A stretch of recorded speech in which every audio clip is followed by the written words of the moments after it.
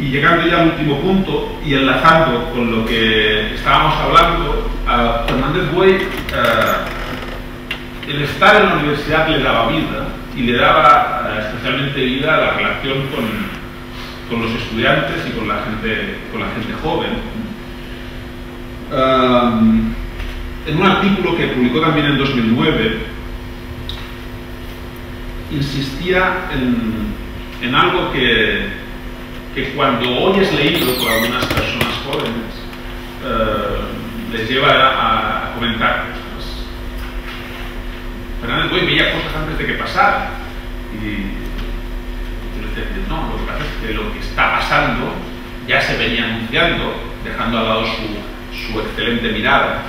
Y lo que estoy pensando sobre todo en las movilizaciones, por ejemplo, vinculadas al 15M, sobre las que hemos estado hablando más en las comidas que no en las sesiones, pero que está bien incorporadas, porque también Juan nos ha animado ahí adelante, ¿no? Y insistía mucho en cómo la gente joven no es que estuviera desvinculada de la política, que había sectores que sí, sino que a lo que aspiraban era a una política diferente de la que se estaba haciendo.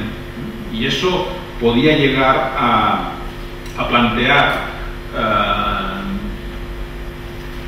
fricciones, conflictos, encuentros y encontronazos entre sectores generacionalmente diferentes. Fernández Buey estuvo muy atento a lo que podríamos llamar las otras formas de hacer política, y lo estuvo, por decirlo de algún modo, siendo miembro de un partido clandestino, cuando fue un activista vinculado al movimiento universitario, a la UPN, al movimiento de profesores numerarios.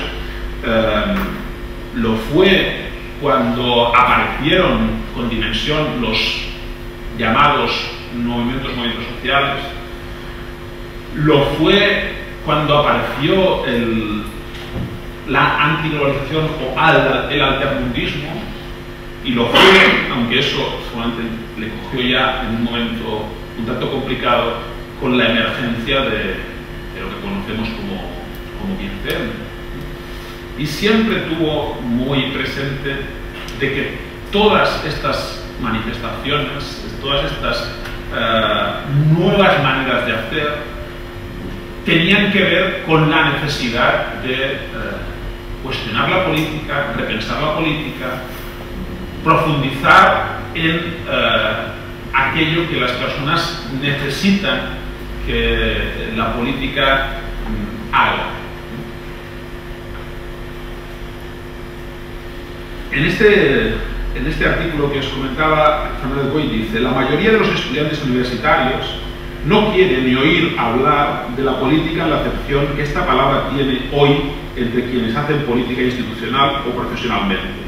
Pero en cambio, muchos suelen escuchar con atención lo que se les dice sobre la acepción noble que la palabra política ha tenido en la historia desde los griegos, o sea, sobre la participación de los ciudadanos en los asuntos de la polis, o sobre la política como extensión de la ética a la vida colectiva. Y se puede añadir que son bastantes los que además actúan en consecuencia. En este segmento hay que incluir no solo a los estudiantes que actualmente denuncian la orientación principal de las políticas universitarias y elevan su voz crítica frente a medidas de las que disienten, sino también a muchos colectivos y asociaciones que, coincidiendo o sin coincidir en esta crítica, colaboran con organizaciones que dedican su esfuerzo a la solidaridad con los excluidos, a la lucha contra el hambre, a la defensa de los derechos humanos, a la cooperación con los... Son estos estudiantes universitarios los que en realidad hacen política de otra manera. Muchos de ellos seguramente dirán a los sociólogos y encuestadores que no quieren saber nada de política. Pero hay que entenderlos. Lo que en realidad están diciendo, y eso no siempre cabe en la respuesta a una encuesta, es que no les interesa la política que se hace habitualmente en el actual sistema de partidos políticos. Y no porque estén en contra de la democracia, sino precisamente porque quieren una democracia de verdad y desearían participar en una ágora limpia. Así que, en vez de echarles la bronca cotidiana y recurrente por su despolitización o por su mala politización, mejor sería escucharles y colaborar con ellos a la limpieza del ágora que falta. Este es un texto de 2009 que que he leído post-15M, algunos les va a decir, pues esto, pues sí, es lo que nos ha pasado, es lo que así lo vivimos, ¿no? Del mismo modo que si os animáis a leer, o si no lo habéis hecho, el Manifiesto por la Universidad Democrática, que es del 66, escrito básicamente por Manuel Sacristán, os daréis cuenta también, como algunos de nuestros estudiantes, de su vigencia, ¿no? Y dice, ¿y esto cuándo está escrito? No, 66. Pues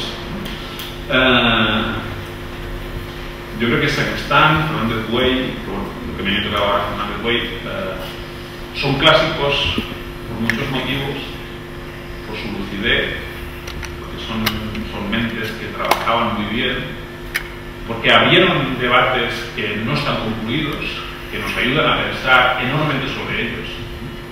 A Fernández Güell no lo vamos a tener y no vamos a tener su mirada perspicaz para ver cosas a lo mejor antes de que ocurrieran o cuando pocos los veían, pero tenemos todo su legado, que no es poco, para continuar pensando con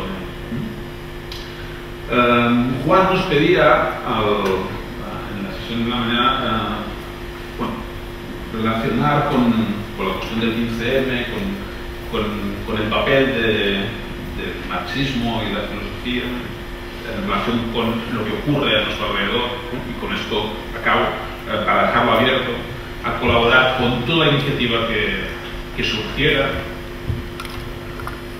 Alguien que tenía muy presente que no tenía que dar lecciones a nadie, que si querías le podías preguntar, y puedes preguntarle a través de sus textos.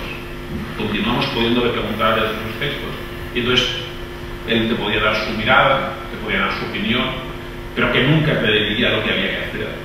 Especialmente pensando en los jóvenes, nunca iba a decir lo que había que hacer. Iba a estar allí si ellos querían, iba a estar allí para lo que hiciera falta, pero no para decir lo que había que hacer. Sobre el 15M no llegó a escribir. Sí hay alguna intervención, y la podéis encontrar en la red, especialmente en Radio Nacional, alguna entrevista que le hicieron, y en una de ellas, que era, esos días se reproducían las llamadas, en un debate le preguntaron, ¿y esto que está ocurriendo en el Sol, que era muy centrado en Madrid, pero ¿y qué es lo que tienen que hacer ahora? Pues no lo sé. De entrada, que sigan haciendo lo que piensen, que sigan poniendo en cuestión, y iremos viendo. De entrada, él también señalaba, digamos, esto parece que ha caído muy bien, ¿no? Y hay mucha gente, no necesariamente amiga de la contestación, que no pone en cuestión que eso es necesario. Yo creo que Fernández Güell siempre va a estar en ese lugar para acompañarnos en lo que haga falta. Y cuando sea necesario, si es que lo es, creo que podremos recurrir también a algunas cosas que dijo y hizo para ser más contundente, ¿no? Y pienso, y esto en relación con los movimientos sociales, a él le preocupaba mucho la criminalización de los movimientos sociales, el cuestionamiento desde los estudiantes concretos a los que él podía conocer, o a los que ya no conocía porque ya no les estaba dando clases, pero que sabía perfectamente que no podían ser tan diferentes de lo que él mismo había sido o de lo que habían sido los que lo habían conocido.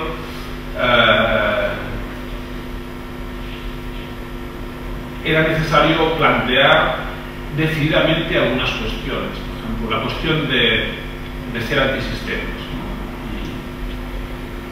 Y en su momento determinado salimos con un texto cuestionando cómo se intentaba deslegitimar a las personas que reclamaban cambios sociales, que intentaban protagonizarlos con falsos argumentos, destacando algo tan importante como, y tan fácil de ver para las personas que quieren ver, y que él no se cansaba de repetir, como si este es el sistema por el que hay que estar a favor, a lo mejor nosotros tendríamos que pensar todos en esta.